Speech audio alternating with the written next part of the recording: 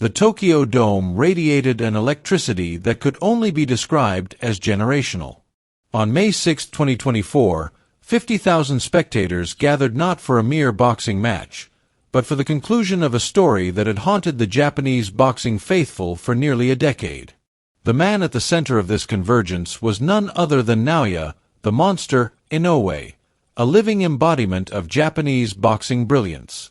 His opponent, Luis Nery, stood across from him as a defiant symbol of everything the nation had come to resent. It wasn't just about belts or rankings. This was personal. This was legacy. This was revenge. To fully understand the scope of what transpired that night, one must return to the turbulent days of 2017. Shinsuke Yamanaka, a revered figure in Japanese boxing, had ruled the bantamweight division for 6 years. With 12 successful title defenses under his belt, Yamanaka was one win away from tying the legendary Japanese record. He was beloved not only for his accomplishments but also for his humility, his discipline, and the sense of national pride he carried into the ring. When he welcomed a young Mexican challenger named Luis Nery into the ring, few could have predicted the chaos that would ensue, and their first encounter, Yamanaka was overwhelmed. Nery won by TKO, delivering a performance that sent shockwaves through Japan. But within days, a dark truth surfaced. Nery had tested positive for a banned substance. The defense from his team cited contaminated food, but for the Japanese public, the damage had been done. Their hero had been beaten, and now, the legitimacy of that loss was in question. The WBC ordered a rematch, and in a gesture of sportsmanship, Japan allowed Nery back into the country. What happened next deepened the wound. Nery missed weight by 3 full pounds, a shocking violation that gave him an obvious advantage. Despite the infraction, the fight went forward. Once again, Nery overwhelmed Yamanaka, knocking him down repeatedly before stopping him. This time, Yamanaka's corner had to step in and call off the bout. The nation watched in horror as Nery celebrated flamboyantly, showing no remorse or respect. Yamanaka retired immediately afterward, his historic career ending not in triumph, but in controversy. Nery was banned from competing in Japan, and the WBC suspended him indefinitely. The image of him taunting Yamanaka and celebrating in the aftermath was seared into the minds of boxing fans across the country.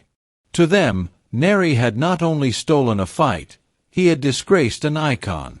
He became a villain of historic proportions. But with villains come consequences, and eventually, the reckoning arrived. Naoya Inoue rose through the ranks.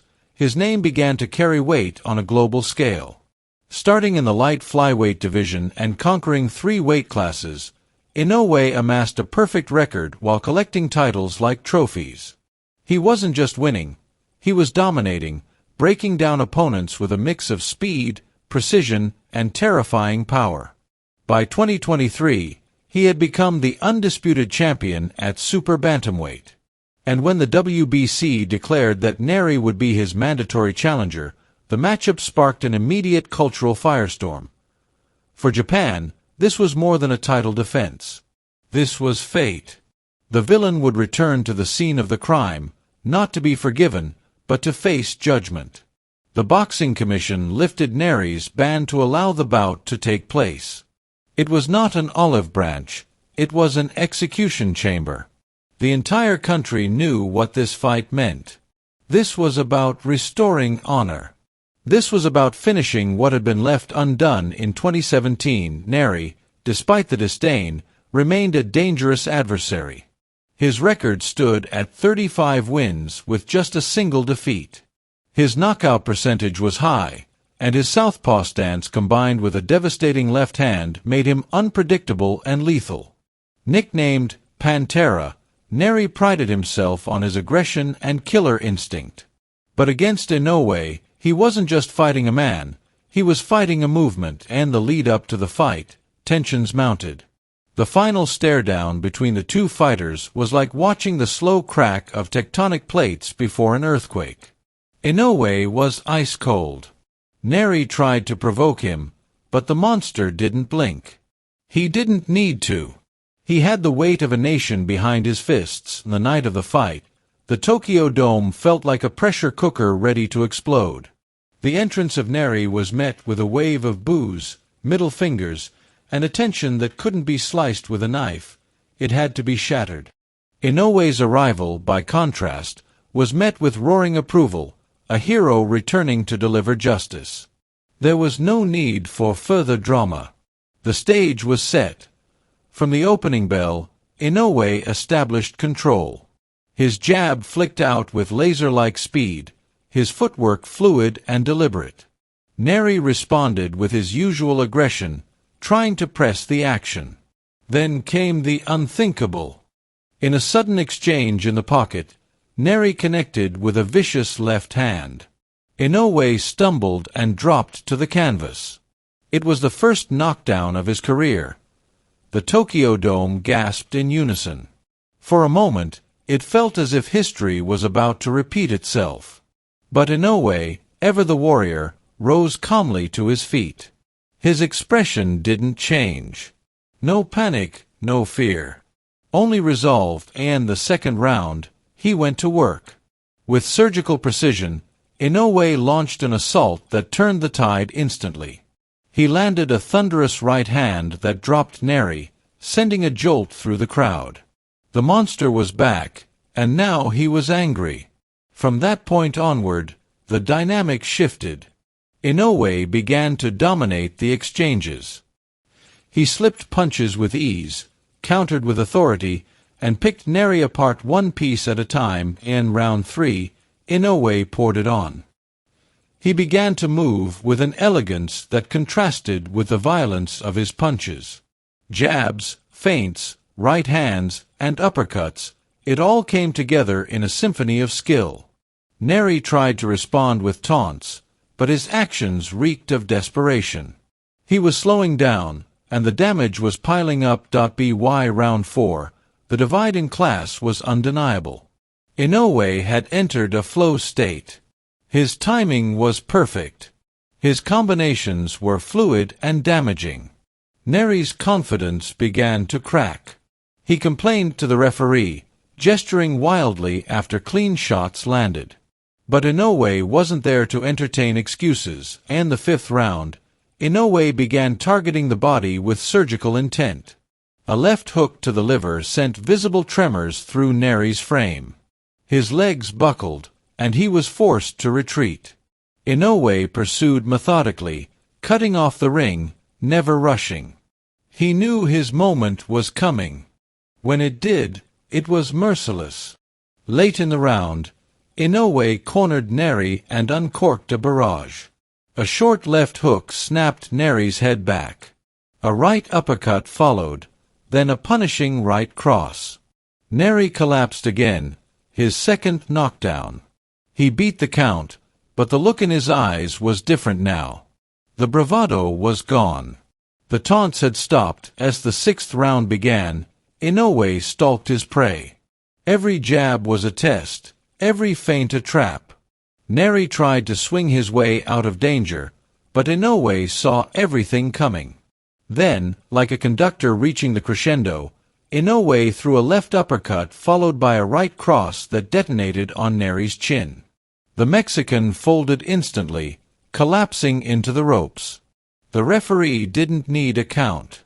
It was over. The Tokyo Dome erupted in a mixture of triumph and catharsis. For the Japanese fans, this wasn't just a win. It was closure. It was a restoration of pride, of dignity, of honor. Inoue had delivered the justice they had waited 7 long years to witness, and the aftermath. Inoue was visibly emotional. He confessed that Nery's past transgressions had been a significant motivator. He hadn't just prepared for a fight, he had prepared for a mission. His performance that night reflected that clarity. Nery had been knocked down 3 times and utterly dismantled. The numbers reflected the magnitude. The bout shattered viewership records on Amazon Prime Video Japan, reaching the highest peak audience ever recorded. Inoue's star power, already immense, skyrocketed further. In recognition of his achievement, he was awarded the prestigious WBC Diamond Belt. Shortly afterward, he was once again named the #1 pound-for-pound fighter in the world. And with that accolade came something less tangible but equally powerful: fear. No longer did opponents view Inoue as just another champion. They saw him for what he was, a man capable of total destruction when pushed. No longer did challengers speak carelessly. The era of casual disrespect toward Inoue was over. Meanwhile, on the same fight card, Inoue's younger brother Takuma faced adversity of his own. Knocked down in his bout, he managed to rally and secure a hard-fought victory. The symmetry was fitting. Two brothers, two tests, and two triumphs. But the story of the night belonged solely to Naoya. He had taken a fight burdened with the weight of national memory and delivered the perfect response. He had stood up not just for himself or for his family, but for every Japanese fan who remembered 2017. He reminded the world that boxing isn't just about belts and rankings.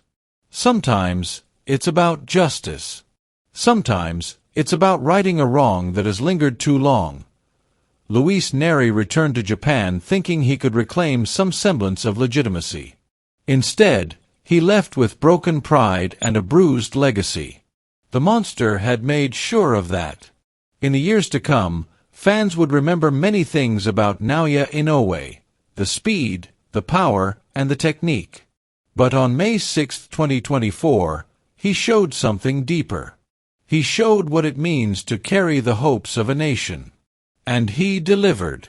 Not through scandal. Not through shortcuts. But with fists, resolve, and flawless execution. Oh, understand the completeness of Inoue's journey. One must appreciate the burden he carried walking into the Tokyo Dome that night. The pressure was immense, not just in terms of expectation, but in the emotional weight that came with representing a nation's pain. And yet, Naoya Inoue transformed that pressure into poise. Every moment of that night was a demonstration of mastery, but also of duty. He wasn't merely defending titles, he was defending honor. His fight-weak demeanor gave few hints.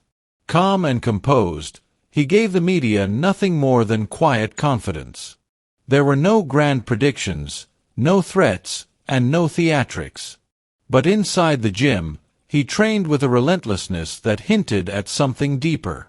Those close to Inoue said he approached the Nery fight differently: harder sparring, longer sessions, and fewer distractions. He knew the stakes.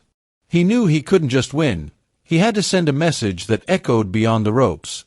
And that message came through loud and clear, and the months following the fight, Luis Nery would fade into the background.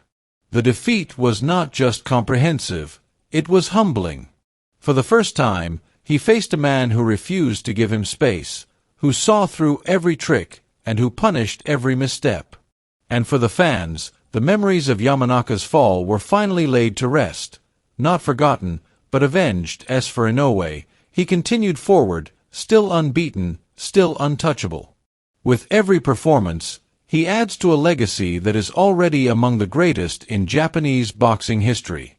But what set this night apart, what made it more than another victory, was the convergence of personal, national, and sporting narratives. Naoya Inoue didn't just fight for himself. He fought for justice.